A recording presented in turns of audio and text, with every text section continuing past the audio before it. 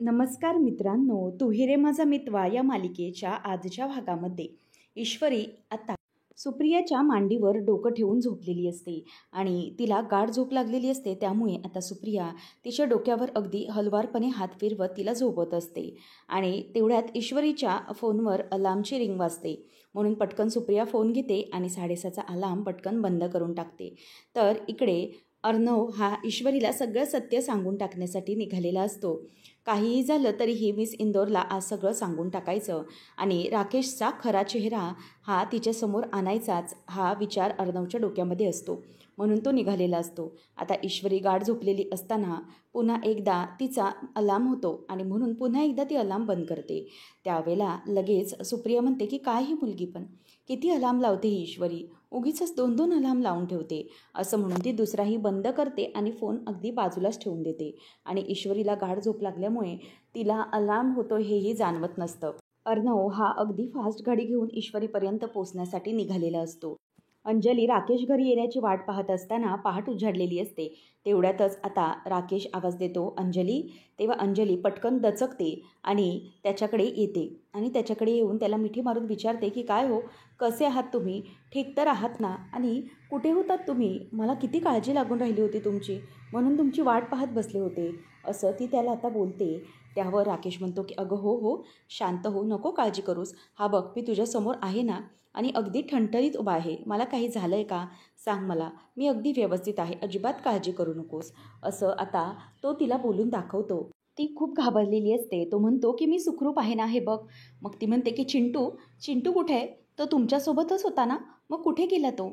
तेव्हा मग तो म्हणतो की अगं हो, तोही अगदी व्यवस्थित आहे, त्याला कसलं तरी काम असेल म्हणून तो आला नाही. त्यावर मग आता ती म्हणते की पण हे सगळं कसं झालं मला सांगा. तो म्हणतो की अगं माहिती आहे ना तुला, मी काही गोरगरिबांच्या केसेस घेत असतो, त्यामुळे काही मोठ्या लोकांना ते आवडत नसतं आणि म्हणूनच माझ्यावर दमदाटी करण्याचा हा प्रकार होता, बाकी काही नाही. त्यावर मग तो म्हणतो की हो, घाबरूच नको तू, आता सगळं ठीक आहे, वेळेवर चिंटू आला म्हणून बरं झालं ना. तेव्हा मग ती म्हणते की मला सांगा की हे तुमच्या गालाला वगैरे किती लागलं आहे. तो म्हणतो की काही नाही गं, ठीक आहे, नॉर्मल आहे, इतकं काही नाही, हे प्रकार ना असे घडतच राहतात, त्यामुळे अजिबात काळजी करू नको, सगळं काही ठीक होईल. त्यावर मग आता अर्णव तिथे नाही म्हणून तिला आणखी चिंता वाटत असते. तेव्हा मग तो म्हणतो की अगं मला तू सांग की तुझं इतकं व्यवस्थित प्रेम माझ्यासोबत असताना, तुझं प्रेम इतकं माझ्याबरोबर असताना मला कोणी काही करू शकेल का, आणि तुझं प्रेम असल्यावर मला काही होणार नाही, मला अगदी खात्री आहे. मग ती म्हणते की मला सांगा, पण किती वेळा माझ्या प्रेमाची अशी परीक्षा पाहत राहणार आहात तुम्ही मला, कारण किती काही झालं तर तुम्हाला काही झालं तर मी ते सहन करू शकणार नाही, तुम्हाला माहिती आहे ना.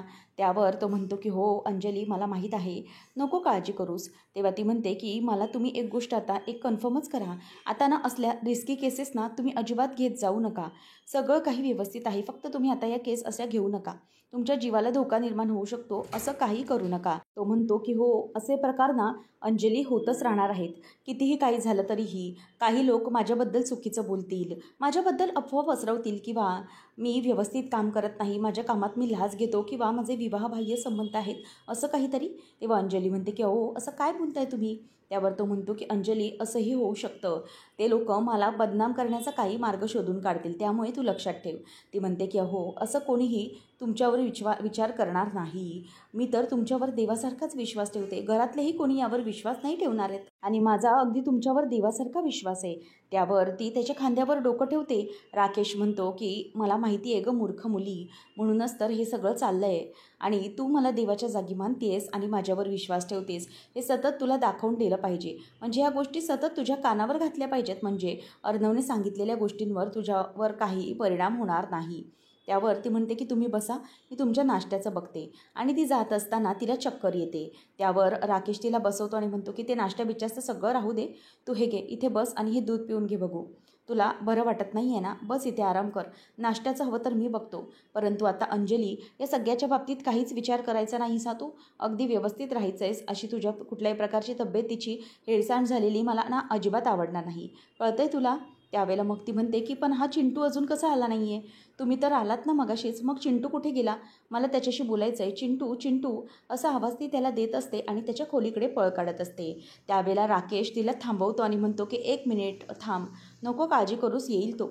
अगं कोणत्या तरी कामात असेल, आल्यावर तो तुला भेटेलच ना, परंतु तिला भीती वाटत असते. आता अर्णव हा ईश्वरीच्या दरवाजापर्यंत येऊन पोहोचलेला असतो आणि दरवाजा वाजवणार तेवढ्यातच त्याला फोन येतो. मग तो विचार करतो की ताईचा फोन, यावेळेला ताईचा फोन कसा काय आला असेल, म्हणजे तो राकेश घरी पोचला नसेल ना आणि त्याने ताईला म्हणजेच अंजलीला सगळं खरं सांगितलं नसेल ना, अशी भीती त्याला आता वाटत असते आणि म्हणून तो गोंधळलेला असतो. काय करू, फोन घेऊ की नको असा विचार त्याच्या डोक्यात येतो, परंतु जर अर्जंट असेल तर, म्हणून तो फोन घेतो आणि गाडीच्या इथे पुन्हा येऊन उभा राहतो आणि म्हणतो, ताई बोल ना, काय झालं. तेव्हा ती म्हणते की चिंटू कुठे आहेस तू. तेव्हा तो म्हणतो की मी जरा बाहेर आहे, बोल. तेव्हा ती म्हणते की हे बघ, मला जरा तुझ्याशी महत्त्वाचं बोलायचं आहे, प्लीज तू लवकर घरी निघून ये. तेव्हा मग तो म्हणतो की ताई अगं मी थोड्याशा कामात होतो, ते आटोपलो की येतो ना मी घरी परत. तेव्हा ती म्हणते की नाही, तू आत्ताच्या आत्ता घरी निघून ये, मला काहीच माहिती नाही आहे, मला यांनी सगळं सांगितलेलं आहे, त्यामुळे तू प्लीज घरी ये. तेव्हा त्याला भीती वाटू लागते, म्हणजे राकेशने ताईला सगळं सांगितलं आहे की काय. तेव्हा मग ती म्हणते की नाही चिंटू, आता मी वाट पाहणार नाही, तू लवकरात लवकर ताबडतोब घरी निघून ये, माझ्या काळजाची धडधड वाढते, प्लीज तू लवकर ये, मला खूप टेन्शन आलं आहे. तेव्हा मग तो म्हणतो की ठीक आहे ताई, मी लगेच येतो, नको काळजी करूस. आणि राकेश हे सगळं अगदी आनंद मजा घेऊन लोळत ऐकत असतो. तो विचारतो की अंजली काय झालं, काय म्हणाला तो. ती म्हणते की येतोय, तो बाहेर एका कामासाठी होता. मग अंजलीला तो बाजूला बसवतो आणि म्हणतो की शांत हो, आधी तू इथे गप्प बस, तुला ठीक वाटत नाही आहे, येईल तो. आणि मग आता अर्णव पुन्हा टेन्शनमध्ये येतो की काय करू मी, मिस इंदोरला मला सगळं खरं सांगायचं होतं, काय करू, हा प्रश्न त्याच्यासमोर आता पडलेला असतो. मग तो नंतर विचार करतो की ताईला जर सांगितलं असेल तर मी मिस इंदोरशी नंतर बोलतो, अगोदर घरी जातो, असा विचार तो करतो आणि गाडीमध्ये बसतो. त्यानंतर आपल्याला पाहायला मिळतं की ईश्वरीला जाग आलेली असते आणि तेवढ्यातच ईश्वरी उठते आणि पटकन उठून बसते आणि म्हणते की बापरे किती वाजले आहेत. मोबाईल बघितल्यावर तिच्या लक्षात येतं की बापरे इतके वाजून गेले आहेत, बाराखेडे. अगं ताई, तू मला उठवायचं तरी होतंस ना, इतका वेळ गाढ झोपून राहिले होते ते. तेव्हा ती म्हणते की अगं इशू, त्याचं काय झालं ना की तू गाढ झोपली होतीस आणि कसं आहे ना, लहान बाळ अगदी आईच्या मांडीवर कसं डोकं ठेवून झोपतो तसं तू झोपून गेली होतीस आणि अलार्म पण वाजला नाही. अलार्म काय म्हणाला की जाऊ दे, छोटं बाळ अगदी गाढ झोपलं ना, मग मी कशाला वाजू, जाऊ दे त्याला गाढ झोपू दे, म्हणून अलार्म पण वाजण्याचं बंदच होऊन गेला. तेव्हा ती म्हणते की ताई काय गं तू पण मला उठवायचं होतं ना, आता मला क्लाउड किचनला जायला उशीर होणार बघ. म्हणून पटकन आता ती उठायला जात असते, तेवढ्यातच तिला गरगरतं आणि ती खाली बसते. नम्रता म्हणते की अगं इशू काय झालं आहे तुला, थांब जरा इथेच बस. आणि मग ती तिच्या डोक्याला हात लावून पाहते तर तिचं अंग गरम असतं.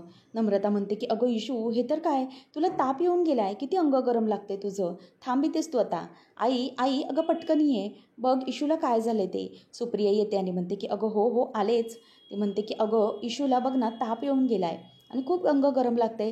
तेव्हा सुप्रिया म्हणते की अगं हो मला माहीत आहे, सकाळीच तिचं अंग गरम लागत होतं, म्हणूनच तिला जाग येण्याची वाट पाहत होते मी, तिला जाग आली की मग डॉक्टरकडे घेऊन जाऊ असा विचार केला. बरं नमो, एक काम करतेस का, तू जर आपल्या त्या डॉक्टरकडे जाऊन पुढे जाऊन नंबर काढतेस का, तिकडे ना हल्ली खूप गर्दी असते, वातावरणही खूप खराब आहे. तेव्हा मग नमो म्हणते की हो मी जाते. सुप्रियाला इशू सांगते की अगं आई कशासाठी, मी एखादी गोळी घेईन, मला वाटेल बरं, कशाला उगाच डॉक्टरकडे. ती म्हणते की अगं इशू हे बघ, तुझी तब्येत खूप खराब आहे आणि योग्य वेळी योग्य ते औषधं घेतली की मग सगळं व्यवस्थित होतं. आणि हो, आणखी एक महत्त्वाची गोष्ट म्हणजे इशू, अगं तू त्या स्वप्नांचा विचार करत नको राहूस गं, सगळं काही व्यवस्थित होईल, उगीचच कशाला त्या गोष्टींचा तू विचार करतेस, असं ती तिला समजावते. त्यानंतर मग आता ईश्वरी घाबरलेली असते. ईश्वरी म्हणते की आई अगं मला टेन्शनच येतं आहे. तेव्हा ती म्हणते की अजिबात चिंता करू नको, सगळं काही व्यवस्थित होईल. त्यानंतर आता अंजली ही अर्णव आल्याबरोबर आनंदी झालेली असते. तो म्हणतो की ताई काय झालं, तू इतकी काळजीमध्ये काय आहेस. मग ती म्हणते की ताई रे चिंटू, मग अशी काय झालं, हे सुखरूप माझ्यासमोर उभे होते, परंतु तू अजूनही आला नव्हतास, त्याची काळजी मला लागून राहिली होती, म्हणजे तुला काय झालं असतं तर याचा विचार माझ्या डोक्यात होता. मला सगळं यांनी सांगितलं, तू कसा त्यांचा जीव वाचवलास, खरंच थँक्यू. तेव्हा मग तो म्हणतो की ताई अजिबात चिंता करू नको, सगळं काही व्यवस्थित होईल आणि तू स्वतःची काळजी घे, अजिबात टेन्शन कुठल्याही प्रकारचं तू घेऊ नको.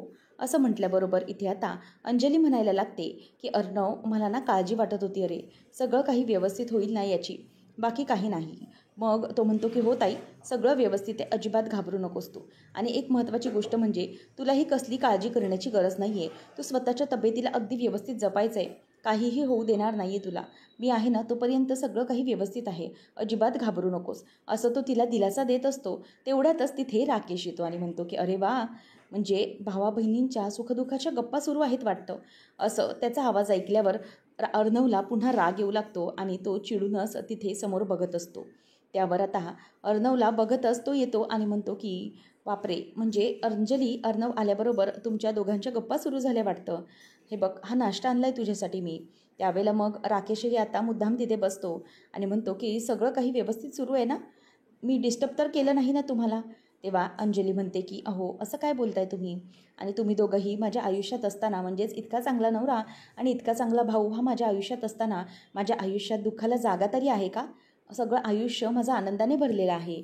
त्यावर राकेश म्हणतो की नवऱ्याचं तर माहीत नाही, परंतु भाऊ, हां, भावाचं म्हणाल तर अगदी व्यवस्थित आहे भाऊ, आणि भाऊ असेल तर कुठल्याही प्रकारचं दुःख तुझ्यावर येऊ शकणार नाही. खूप चांगला भाऊ मिळाला आहे माझ्या अंजलीला. तेव्हा मग आता लगेच ती म्हणते की हो, भाऊचं काय, मला सांग अर्णव, तुला वाटतं का की यांच्यापेक्षा चांगला नवरा मला मिळू शकला असता? तेव्हा अर्णवला बघतच राकेश म्हणतो की अर्णव, खरं खरं सांग बरं का, आता ताईसमोर खरं बोलायचं. तेव्हा मग तो पटकन बोलतो की नसता मिळाला.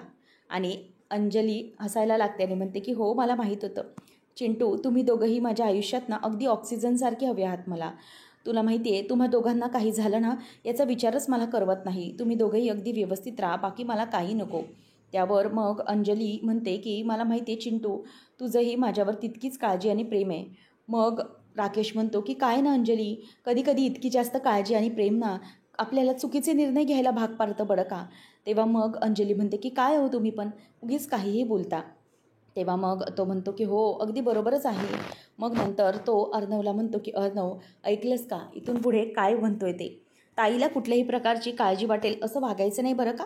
अंजली माझी बायको आहे, त्यामुळे तिला चिंतेत टाकण्यासाठी किंवा तिची काळजी करायला लावण्यासारखं काहीच करू नकोस, आणि तिला अजिबात त्रास द्यायचा नाही. आणि मग लगेच अंजली म्हणते की हो, अहो, तो अजिबात त्रासच देत नाही मला, परंतु तुम्हाला माहिती आहे का, तुम्हाला हा समंजस वाटतोय कारण मला नाही वाटत, जेव्हा माझ्याशी भांडायला लागतो ना, तेव्हा तुम्ही मला बघायला पाहिजे, याला आणि मला किती बोलत असतो तो मला. त्यावर राकेश म्हणतो की हे बघ अर्णव, असं अजिबात करायचं नाही आता, म्हणजे ताईला कोणत्याही प्रकारचा त्रास द्यायचा नाही, आलं का लक्षात तुला? आणि माझी बायको आहे, ती तुझी बहीण असली तरी माझ्या बायकोला काही त्रास झालेला मला मात्र खपत नाही, असं तो बोलून दाखवत असतो. त्यावेळेला मग आता असं बोलल्यानंतर राकेशकडे अंजली बघायलाच लागते आणि अर्णवही गालातल्या गालात हसत असतो, परंतु ही सगळी राकेशची नाटकं आहेत हे त्याला चांगलंच माहीत असतं. त्यानंतर मग आता अर्णव हे सगळं बघत उभाच असतो, कारण काही झालं तरीही आता त्याला बोलता काही येत नसतं. कारण राकेशचं सत्य आहे ते अंजलीला काहीच प्रकारे सांगता येत नाही, म्हणून त्याची चिडचिड जराशी होत असते, परंतु तो स्वतःला आता कंट्रोल करत असतो. आणि नंतर मग राकेश म्हणतो की बरं का अर्णव, आपल्या दोघांनाही अंजलीची खूप काळजी आहे, माहिती आहे ना तुला, तिला काही झालं तर आपण दोघंही तितकंच सहन करू शकत नाही, हेही माहिती आहे तुला. तेव्हा आता अर्णव म्हणतो की हो, अगदी बरोबर आहे ताई, आणि डोंट वरी, सगळं काही व्यवस्थित होईल, नको काळजी करूस. आणि त्यावेळेला आता तो म्हणतो की ताईची काळजी तुलाही आहे आणि तितकीच मलाही आहे, आणि तिला आता जपलं पाहिजे. तिची तब्येत अगदी नाजूक आहे नाही का, तिच्यावर कोणत्याही प्रकारचा टेन्शन आलं नाही पाहिजे, असा विचार आपण करूया. तेव्हा मग राकेश आता त्याला पटकन हाताला धरून उठवतो आणि म्हणतो की अरे अर्णव, तुझं कटलंच तरी कुसलं तरी महत्त्वाचं काम होतं ना, ही ना अंजली असंच करते. अगं, त्याचं महत्त्वाचं काम होतं आणि तू त्याला बोलावून घेतलंस. आता विचार कर की त्याचं काम राहिलं ना, इतक्या घाईघाईने बोलवायची काय गरज होती. बरं ऐकलंस का अर्णव, आता ना तू तुझं काम कर, काहीच काळजी करण्याची गरज नाही. आणि हो, आणखी महत्त्वाची गोष्ट ती म्हणजे की आपण इथून पुढे विचार करायचा की अंजलीला काहीच वाईट नाही वाटलं पाहिजे, तिचं आयुष्य अगदी सुखाने राहिलं पाहिजे, कारण शेवटी किती काही झालं तरी आपणच तिच्या सुखदुःखाची काळजी घेतली पाहिजे, बरोबर आहे ना, दोघांनी मिळून. त्यावर आता लगेच तू आता कुठल्याही प्रकारचा तिला त्रास देऊ नकोस बरं का चिंटू, कारण तुला माहिती आहे ना. तेव्हा मग अर्णव म्हणतो की हो हो, अगदी बरोबर, तिला कुठल्याही प्रकारचा त्रास झालेला मलाही सहन होणार नाही आहे. नंतर मग आता अर्णवला राकेश जवळ घेतो आणि दोघांच्या डोक्याला डोकं लावून तो अगदी उभा असतो, आणि मग दोघे तिच्याकडे बघत असतात. खरं तर अर्णवला तो हे सगळं वागतो ते अजिबात आवडत नसतं. अर्णव मनातच विचार करतो की माझी ताई इथे आहे आणि म्हणूनच मला शांत बसावं लागतंय. त्याचबरोबर आता लगेच अर्णव म्हणतो की बरं ताई, ठीक आहे, चल मी निघतो, माझी महत्त्वाची कामं आहेत ती करायची आहेत. आणि नंतर तो म्हणतो जाता जाता, ताई एक काम कर, हा घे तुझा मोबाईल आणि माझा नंबर आहे ना जरा स्पीड डायल लिस्टला लावून ठेव. तेव्हा ती विचारते की कशासाठी चिंतू, काय झालं?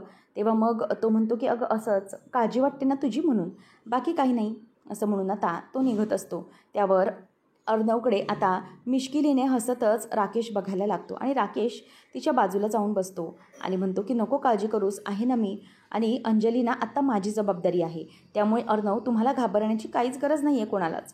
तेव्हा पटकन अंजली ही त्याच्याकडे हसत बघते आणि त्याच्या खांद्यावर डोकं ठेवते प्रेमाने. त्याचबरोबर आता अर्णव हा तिच्याकडे बघतच राहतो तिच्या आनंदाकडे. तेव्हा राकेश हा पटकनच त्याला खुणावतो की चल आता निघायचं, निघ इथून, असं म्हणून आता तो त्याला खुणावत असतो की निघायला आणि तोंडातल्या तोंडात म्हणतो की निघ चिंटू मामा. आणि त्याचं ते तोंडातलं बोलणं तिला लिप रिडिंग बरोबर कळतं आणि म्हणून अर्णव आता तिथून रागानेच त्याच्याकडे बघून निघून जातो. आणि अशा प्रकारचा त्याचं राकेशचं वागणं पाहून मनातल्या मनातच अर्णव म्हणतो की मला हे सगळं माहिती आहे, हे सगळं तू कशासाठी करतोयस, आणि मी पण शांत बसलोय कारण इथे प्रश्न माझ्या ताईचा आहे आणि तिची मला काळजी वाटते, त्याच्यासाठीच मला गप्प बसावं लागलं आहे. पण जर मला हे समजलं की हे सगळं तू मुद्दाम करतोयस किंवा तिला जास्त त्रास देण्याचा प्रयत्न करतोय, तर मात्र मी गप्प बसणार नाही. ज्या क्षणी ताईला तुझा खरा चेहरा दाखवीन त्या क्षणी तुझा आयुष्यातला सर्वात वाईट दिवस असेल राकेश, असं मनातच तो म्हणत असतो. नंतर ईश्वरीला नम्रता दवाखान्यातून घेऊन घरी आणते. त्याच वेळेला मग आता डॉक्टर काय म्हणाले संजय विचारतो. तेव्हा ती सांगते की काही नाही बाबा, डॉक्टर म्हणाले की भरपूर ताप आहे, अशक्तपणा आहे आणि भरपूर आराम करायला सांगितलं आहे. त्यावर संजय म्हणतो की हो आता आराम करायचा. ईश्वरी म्हणते की नाही बाबा, अहो साधा व्हायरल ताप तर आहे, इतकी काळजी करण्याची काहीच गरज नाही आहे. त्यानंतर मग संजय म्हणतो की नाही बाळा, व्हायरल असला तरी काळजी घेतलीच पाहिजे ना. आणि त्यावर सुप्रिया पण म्हणते की हो व्हायरल असला तरीही तुला किती अशक्तपणा आलाय बघ, आता ना काहीच कामाचा विचार करायचा नाही, फक्त आराम करायचा, बाकी काहीच विचार करू नकोस. आणि तुला आवडते तशी ना नरम नरम मुगाची छान खिचडी करते, म्हणजे तुला बरं वाटेल आणि ते खाल्ल्यावर जरा गोळ्या घेऊन आराम करशील आणि आतमध्ये पडशील. तेव्हा संजय म्हणतो की हो पण आता तू एक काम कर, तू जाऊन आतमध्ये आराम कर, सगळं काही व्यवस्थित होईल, तू नको काळजी करू. त्याबरोबर आता इथे ईश्वरी म्हणते की हो मला साधाच ताप आहे, एक दिवस आराम केला तरी ठीक होईल मी. पण नम्रता म्हणते की हो त्याच्यासाठी तुला आराम तर करावा लागणार आहे ना. तेव्हा ईश्वरी ही तिच्या रूममध्ये जात असताना काय करतेस, कसं वाटतं मी सिंदूर, असा आवाज तिला येतो आणि तिला भास होतो की अर्णव आलाय का, म्हणून ती पटकन मागे वळून येते. त्यावेळेला सगळेजण तिच्याकडे बघत राहतात की का गं काय झालं आहे. तेव्हा मग ती म्हणते की मला ना कोणीतरी आवाज दिल्यासारखा भास झाला मला. त्यावर आता लगेच नम्रता म्हणते की अच्छा, म्हणजे तुला असं वाटतंय का की राकेशजीने वगैरे आवाज दिलाय. त्यानंतर मग त्यावर सुप्रिया म्हणते की अगं काय गं, म्हणजे इतक्या तापामध्ये पण तिला चिडवण्याची गरज आहे का, त्या बिचारीला चिडवू नकोस. आणि काय तुला राकेशजी किंवा कोणी काही भेटायला आलं तर आम्ही आहोत ना बघायला, त्यामुळे नको काळजी करूस, तू जाऊन आराम कर, असं ती म्हणते. परंतु इथे ईश्वरीला असं वाटत असतं की नेमकं काय होतं, हा भास राकेशजींचा नव्हताच. खरं तर मला असं वाटत होतं की या क्षणाला मला अर्णव सरांचा भास झाला. परंतु ईश्वरी आता गपचूप आतमध्ये निघून जाते. नंतर मग नम्रता पुन्हा ती आल्याबरोबर नम्रता म्हणते की नको काळजी करूस, तू तुझ्या क्लाउड किचनची काळजी करू नकोस, आम्ही आहोत ना, आम्ही करतोय त्याची काळजी. त्याबरोबर आता इथे लगेच संजय म्हणतो की हो नको घाबरूस नम्रताच्या जोडीला, मी पण जाणार आहे ना तिकडे आणि तुझं क्लाउड किचन आम्ही सांभाळतो व्यवस्थित, नको करूस काळजी, असं ती त्याला आता बोलत असते. आणि ईश्वरीला ते आराम करण्यासाठी पुन्हा पाठवतात. तेव्हा मग संजय विचारतो की नमू कधी जाणार आहेस तू किचनमध्ये. तेव्हा ती सांगते की बाबा हे काय मी पटकनी आवरते आणि निघतेच आहे. तेव्हा मग संजय म्हणतो की बरं ठीक आहे, तू हो पुढे, मग मी येतोच. तू निघून गेल्यानंतर संजय विचारतो की मी काय म्हणतो सुप्रिया, अगं राकेशजींना कळवायला हवं का की इशूला ताप आला येते. तेव्हा मग ती म्हणते की नाही कशासाठी, साधा ताप तर आहे, एवढी काही नको करज आणि काळजी करण्याची गरज नाही आहे. सुप्रिया म्हणते पण मला काय वाटतं माहिती आहे का, की आपण ना एकदा सहाने मास्तरांना भेटून आलं तर, कारण कसं आहे ना होणारे व्याही येते होते आपले, आणि शिवाय आपण त्यांना असं वाटायलाही नको की आपण नुसतं फोनवरच त्यांची चौकशी करतोय, त्यांना भेटायला गेलं पाहिजे. त्यावर संजय म्हणतो की हो मलाही तेच वाटतंय, मी एक काम करतो, जरा ठरवूया आपण कधी जायचं ते, मग आपण त्यांना जरा भेटूनच येऊया, असं ती बोलत असतात. नंतर अर्णव त्याच्या रूममध्ये येतो आणि त्याला अंजलीची खूप काळजी लागून राहिलेली असते. तो रूममध्ये येतो परंतु जे काही घडलं आहे त्याचा विचार त्याच्या डोक्यातून काही केला जातच नसतो आणि सारखा सारखा तोच विचार त्याच्या डोक्यामध्ये आता फिरत असतो. आणि अंजली ही अशा प्रकारे मी तिला सत्य सांगायला जाईन आणि आय विल किल यू, मी तुला मारून टाकेन, असं म्हटल्यावर राकेश म्हणतो की मारून टाक मला, परंतु लक्षात ठेव की तुझी ती गोंडस गोड बहीण विधवा होईल आणि कशी दिसेल ती, असा विचार आता त्याच्या डोक्यामध्ये येत असतो की मी काय करू. एकीकडे बहिणीचं प्रेम असतं आणि दुसरीकडे राकेश असा नालायक निघतो, म्हणून त्याला काळजी वाटते आणि तो तिथेच अगदी रात्रभर झोपलेला नसतो आणि काळजी करतच बसलेला असतो. तितक्यात मामा येतो आणि मामा आल्याबरोबर अर्णव पटकन त्याचा चेहरा जरासा व्यवस्थित करतो. तेव्हा मग आता अवी मामा म्हणतो की हे बघ अर्णव, हे सगळं काही लपवण्याची गरज नाही आहे. मला माहिती आहे तू रात्रभर इथे नव्हतास आणि रात्रभर मी तुझी वाट बघत होतो, परंतु तू काही आला नाहीस. त्यावेळेला आता तो म्हणतो की ते काही नाही. त्यावर अर्णवला तो म्हणतो की पुढेही काही सांगू नकोस, मला सगळं माहिती आहे. मी आता सकाळी रात्रभर तुझी वाट पाहिली आणि पहाटे जाऊन पाटीलला भेटून आलो आहे. हे ऐकल्यावर आता अर्णवला टेन्शनच येतं आणि त्याच्या डोळ्यातून पाणी येतं, कारण मामाने अगदी अचूक त्याचं टेन्शन ओळखलेलं असतं. त्यानंतर मग मामा म्हणतो की अर्णव, हे बघ, मला माहिती आहे तुला काय वाटतंय ते. कितीही काही झालं तरीही हे टेन्शन न मिटण्यासारखं आहे. काय होऊन बसलं रे अर्णव आपल्या अंजलीच्या आयुष्याचं. त्यालाही टेन्शन येतं. तो म्हणतो की आपल्याला किती आनंद झाला होता जेव्हा आपल्या मुलीला, म्हणजेच आपल्या अंजलीला कोणीतरी स्वीकारायला तयार झालं होतं. जेव्हा राकेशचं आणि अंजलीचं लग्न झालं तेव्हा आपण चौकशी करायला हवी होती रे. या सगळ्या बाबतीत आपण फसलो गेलो असंच वाटतंय मला, आणि आपण कसे फसलो तेही माझ्या लक्षात येत नाही आहे. खरं तर त्यावेळेला आपल्याला जराशी शंका घ्यायला हवी होती की आपली अंजली पायाने अधू आणि तिला एखादा नवरा हा स्वीकारू शकतो, मग त्याच्यामागे काहीतरी त्याचा हेतू असू शकतो का, याचा विचारच आपण कधी केला नव्हता.